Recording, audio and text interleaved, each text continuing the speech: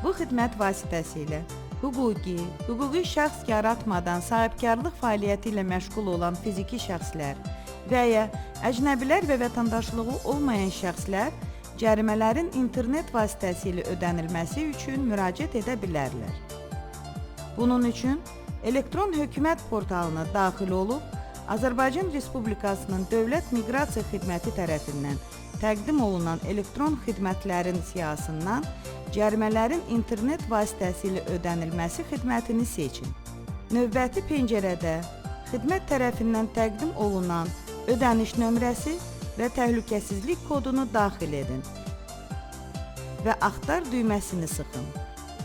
Daha sonra ödənişlə bağlı informasiya sistemin müvafiq pəncərəsində açılan lövhələr üzrə göstərilən məlumatları və ödəmə kartının rekvizitlərini düzgün daxil edin. Qeyd olunan məlumatları düzgün daxil etdikdə sorğu yerinə yetirilir və inzibati cərimənin ödənilməsi ilə bağlı ödəmə sistemindən çıxarış əks olunur. Göstərilən məlumatları düzgün daxil etmədikdə sistem tərəfindən sorğunun yerinə yetirilməsindən imtina edilir.